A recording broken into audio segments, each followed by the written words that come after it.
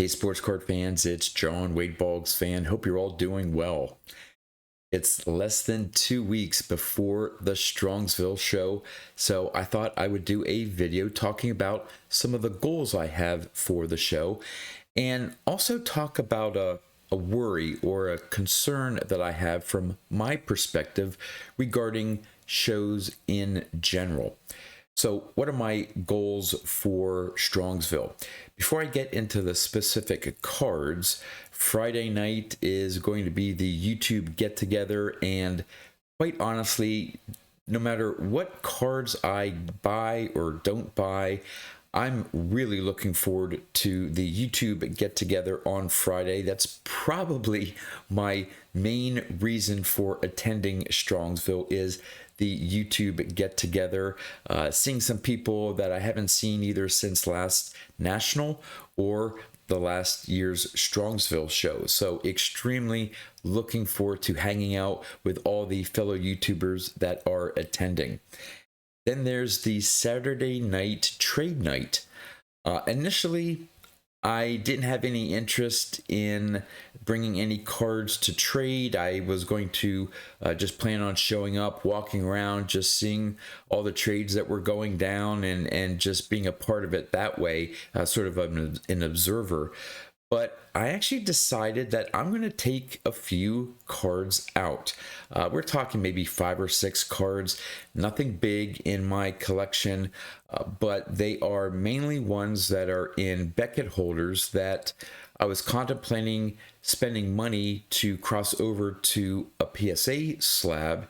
And so I figured if I'm going to be spending some extra money on some of those cards, maybe I can trade some of them for some cards I need that are already in PSA slabs, and then I can go out and purchase copies of the cards that I trade away already in PSA slabs, and maybe I wouldn't be out the money that I would be from just switching over some of those cards. So I'm going to be a little open-minded. I don't trade cards.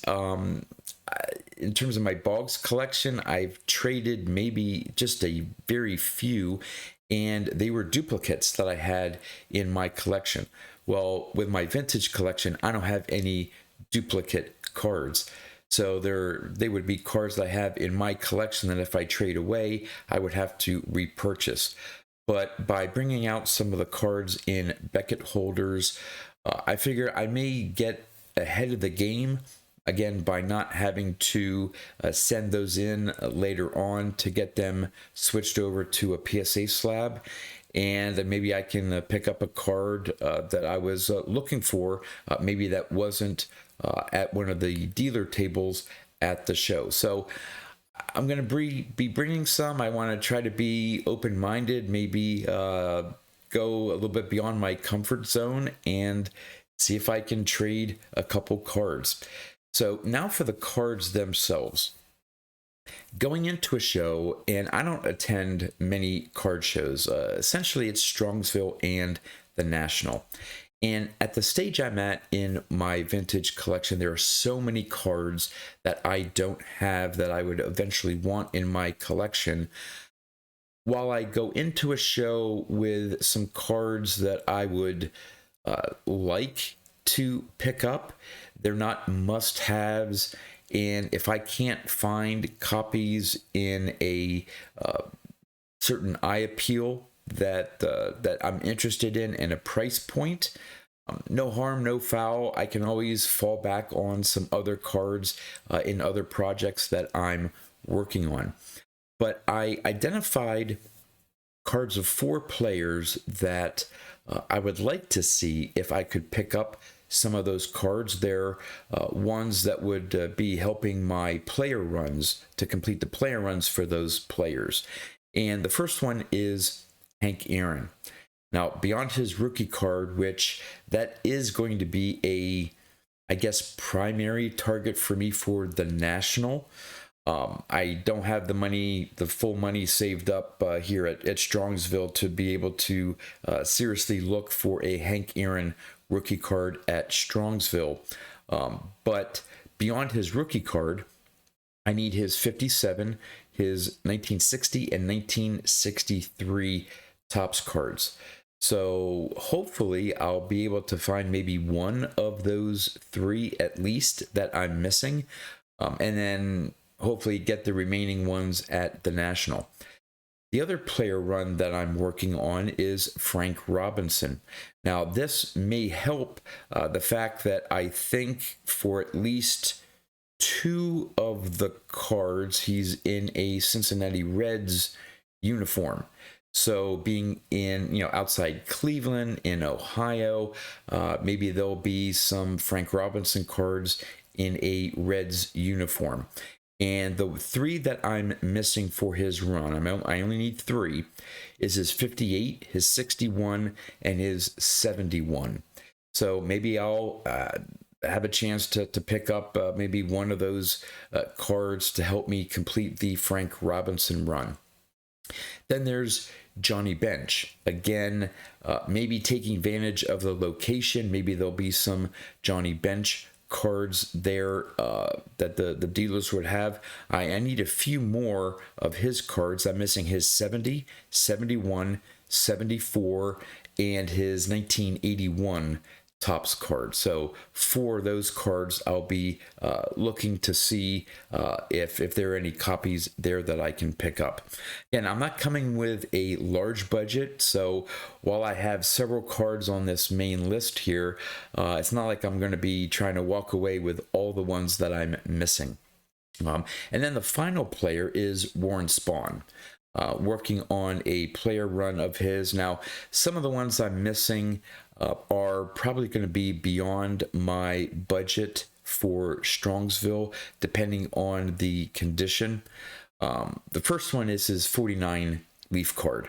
I doubt that even if there is a copy there, it's probably going to be too expensive for me to purchase at Strongsville, or if for some reason I'm able to find a very low grade copy, it may take all of my entire budget, and I don't know if I want to spend all my money on just one card at Strongsville.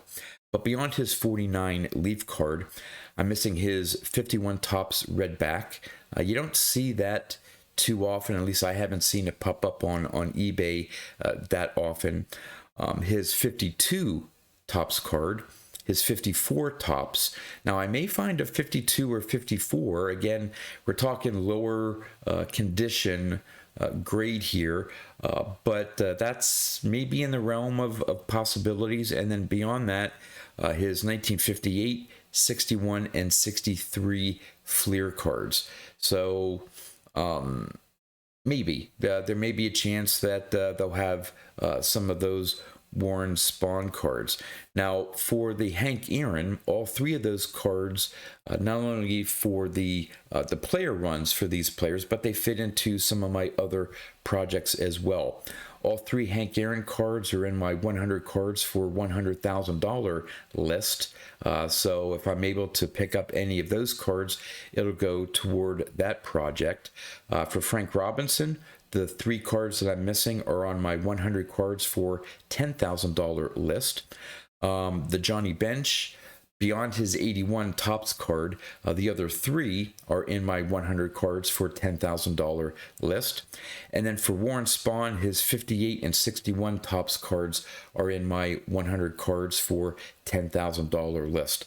So this may be a case where I can pick up a card toward one of those player runs, and would also fit into one of my other 100 card lists, those two projects that I'm ultimately working on. But again, if I don't find any of those cards for those players, my master goal is to pick up cards of Hall of Famers. So I know I'm going to find cards there that if they aren't one of cards of those four players, I'm sure I can find a card that I like, that I'd like to add to my collection of a Hall of Famer. So those are, I guess, my main targeted cards for the show. Now on to my sort of worry or concern about the show. And again, this has nothing to do with the Strongsville. It's just the nature of some of the larger shows that are out there.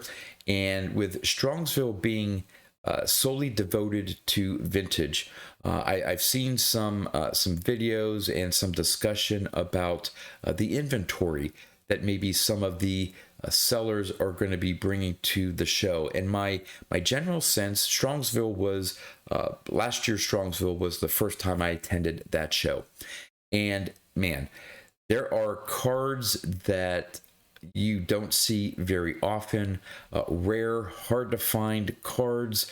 There's going to be some amazing cards there, just like at the National.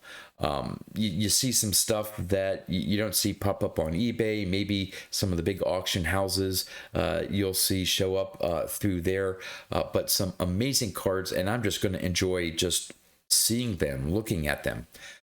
But my worry is that, especially since we're talking about Strongsville here, for the Strongsville show, my concern is that the dealers are going to see this as an opportunity that the people attending the show are going to be looking for those rare, hard to find items, the higher end type cards. And when I say higher end, I'm not necessarily talking about high pro. I guess they're going to be more high price cards, more high graded cards.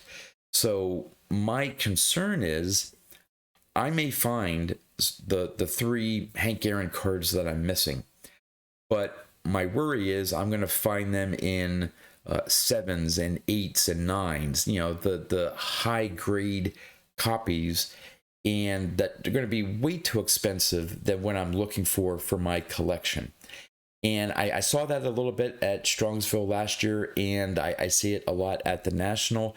I understand it makes sense for the dealers to bring more of their high-end inventory. Now, at last year's Strongsville show, I found two cards that are, in my sort of sweet spot or wheelhouse for vintage, usually PSA 4 graded copies. A lot of the cards I'm looking at fit my budget very well. And I ended up picking up the 57 Topps Ted Williams and the 62 Topps Roberto Clemente. Those were my two big purchases from Strongsville last year. Well, those two cards were not on my main focus list to buy. I had other cards that I was looking at or looking for, and I'm pretty sure I found copies of those cards, but they were in such higher grades than what I was looking for, and hence outside of the budget that I have for the show. So my worry is that I may find some of these cards at the show, but they're going to be in such high grade that are going to be way more than what I want to spend on those cards and what my budget allows me to spend for those cards. So will I see some of those cards? I may see every single card that I just mentioned to you for those four players.